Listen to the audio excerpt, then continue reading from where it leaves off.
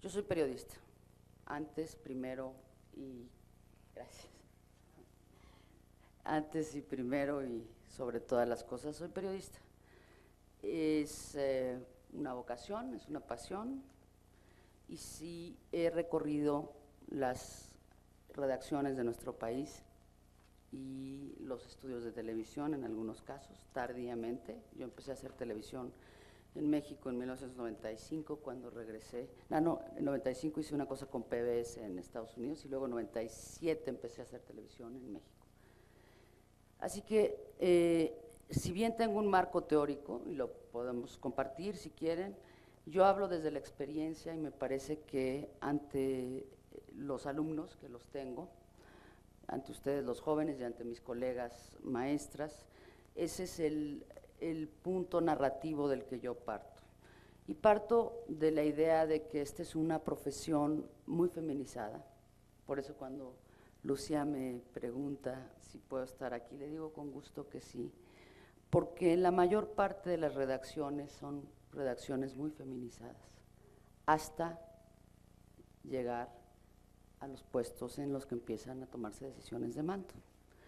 Yo he tenido el privilegio de estar en ellos. La primera vez en El Financiero fui editora de la sección de negocios, porque además me gustan los negocios, cosa horrible en la UNAM, ¿verdad?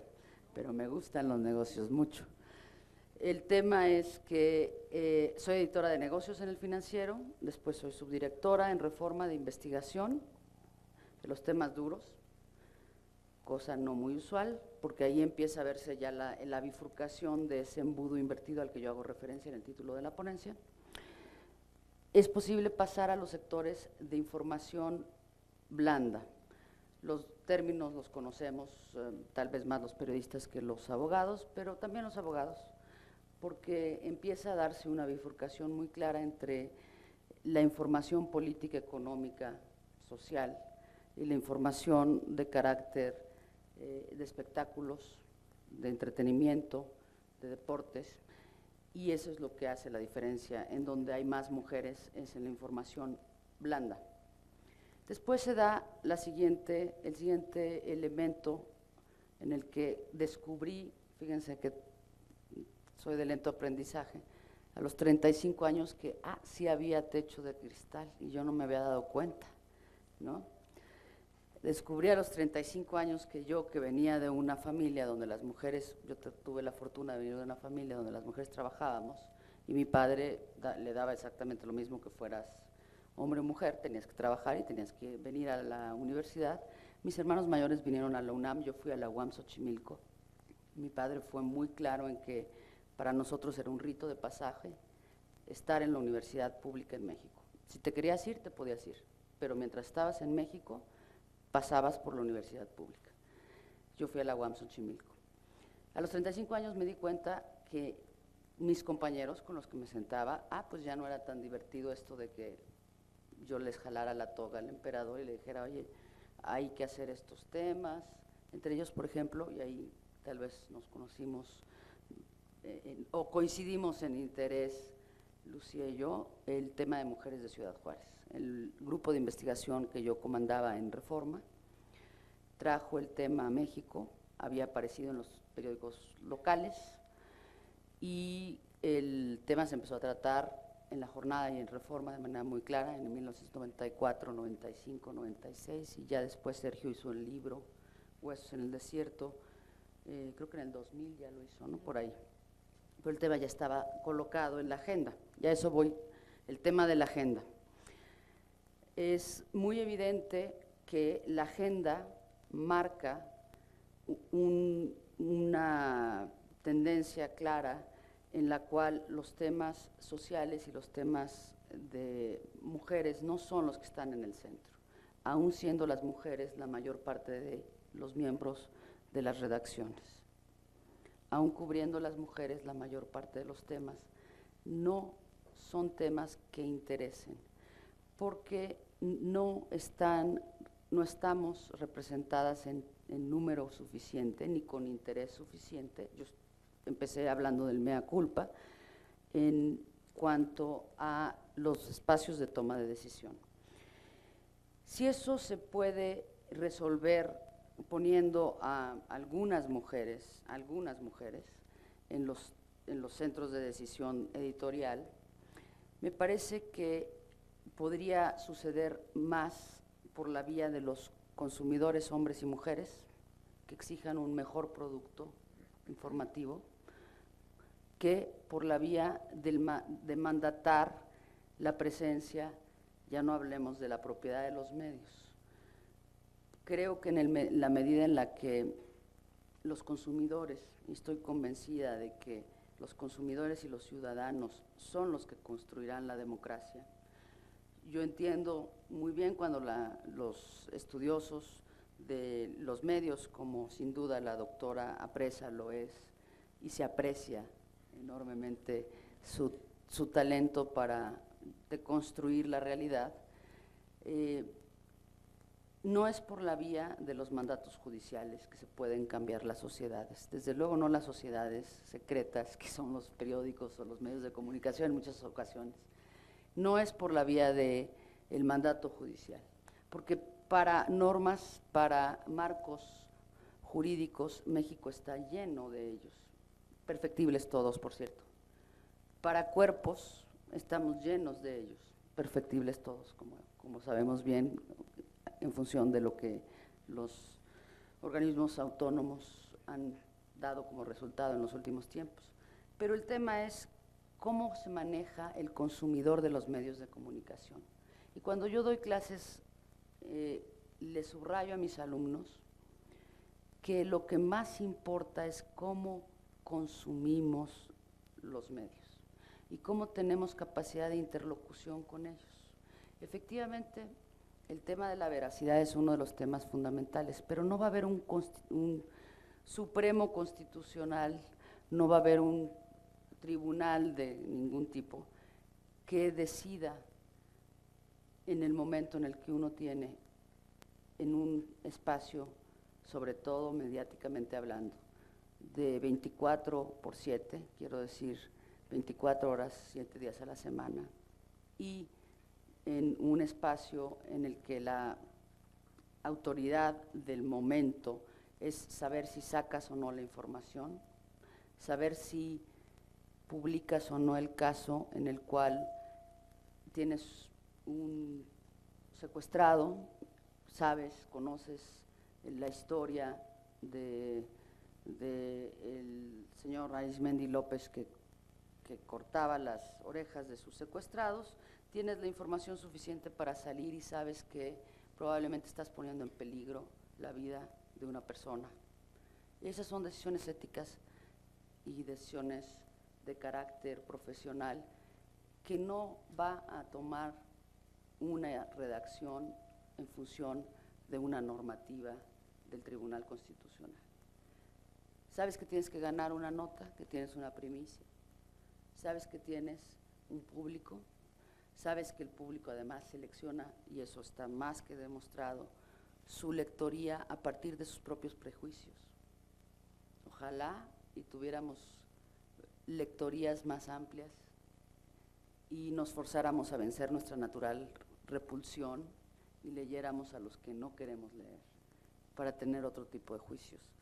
Pero el tema es que no lo vamos a hacer por un mandato, a pesar de mi aprecio por la doctora Apresa. Creo que lo que tenemos que hacer es exigir que los medios públicos, donde sí hay una inversión pública, sus impuestos y los míos, de los que paguen, yo sí, el tema es que la inversión pública sí tiene que garantizar un marco jurídico que pueda empoderar al consumidor, que en el estricto sentido es el ciudadano, que es el que tiene que estar representado, pero en los ámbitos privados, el tema no va a ser sin duda a quién le vamos a forzar a contratar a alguien, porque tampoco creo que sea bueno que nos forcen a trabajar en una compañía donde no queremos trabajar. Así como uno agarra sus cosas y dice, pues sabes qué, no me hallé, pues también los patrones tienen que tener la posibilidad de decir, yo tengo invertido aquí esta cantidad de dinero y si estos son los marcos en los cuales te tienes que desempeñar y si no te gusta, pues el next. Entonces, libertad de expresión, libertad de mercado y libertad del consumidor. Esas tres libertades me parecen importantísimas. También me parece importantísimo que en términos mediáticos podamos entonces no ser las víctimas perpetuas y estarnos quejando de la calidad, mala calidad, por cierto, empezando por mi trabajo. Yo tengo algunas historias de horror que creo que el proceso de la autocrítica siempre es sano, y al final de cuentas son situaciones de enorme presión y tensión. Es cierto que en la academia, a veces me pongo distintos sombreros y voy y vengo, es cierto que en la academia hay presiones y pasiones y envidias y tienes que entregar la tesis doctoral y te mueres y te despiertas a las 4 de la mañana y demás. No es equiparable con saber que eres responsable de que alguien pueda perder la vida, sea tu compañero periodista o sea una persona sobre la cual hablas, que pueda perder el honor. Que te equivoques, de buena o de mala fe, espero que siempre de buena, ¿verdad? Pero que te equivoques de buena fe y que escribas algo que era incorrecto porque alguien te filtró un documento, porque llamaste y no pudiste verificar y tenías la hora de cierre. El mundo en México es muy complejo, no vivimos en Suiza, no tenemos patrones suizos, no tenemos profesionales suizos, no estoy hablando ya de españoles, que estoy realmente ya muy enfadada de los españoles que se volvieron de repente nuestros primos ricos, porque cuando yo crecí eran mis primos pobres, así eran, y de repente ahora todo es modélico. Y entonces, y efectivamente, admiro profundamente el proceso que han llevado. Acabo de ver un súper documental de Victoria Prego, 14 horas de documental sobre la transición española, empezando con el asesinato de Carrero Blanco y terminando con el ascenso de Alfonso Suárez. Nada más que a lo mejor a ustedes sí les parece que el país se escritura el español, ahora que hizo su rediseño, me imagino que ya vieron que dice El País, el diario global en español. Bueno, no cuentan con mi aquiescencia para decir que nos van a enseñar todo. Y en ese sentido, reivindico, y con esto termino, que en nuestras universidades públicas la mejor carrera que podemos enseñarle a nuestros alumnos, independientemente de exigirse a sí mismos todo el tiempo ser los mejores, es dejar de ser víctimas, dejar de plantearse la idea de que si no tenemos alguien, el que sea, el consejo, el tribunal, el IFE, el que sea, que nos defienda en términos de el que está en el otro lado de la ecuación de diálogo, no podemos avanzar. No somos víctimas informativas. Hay una cantidad enorme de información, hay que saber usarla. Howard Gardner, que me parece un tipo muy inteligente, que se dedica a estudiar las inteligencias, fíjense nada más que tan inteligente es, hace de su planteamiento de las 5 inteligencias del siglo XXI, una de ellas el tema de la sistematización de la información. Yo estoy convencida de que los periodistas seremos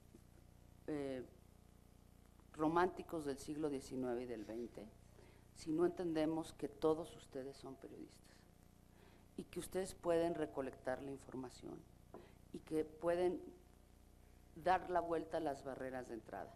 No estoy haciendo con esto, me llamó la atención la cita al Mundo Feliz de Huxley. No me estoy equivocando y diciendo que hay en cada uno de ustedes un junco, un ili, una azcárraga, no. No estoy diciendo que ustedes puedan llegar a ser necesariamente solo por tener acceso a una computadora, un empresario de medios. Y creo que tenemos que controlar a los medios. Creo que tenemos que salvar al capitalismo de los capitalistas. Pero yo crecí en un México donde había un partido político, que era el PRI, una iglesia que era la Romana Católica y Apostólica, y un producto. Hoy estamos en camino de tener muchos más productos, en muchos sentidos. Tengamos mejores consumidores, seamos mejores consumidores.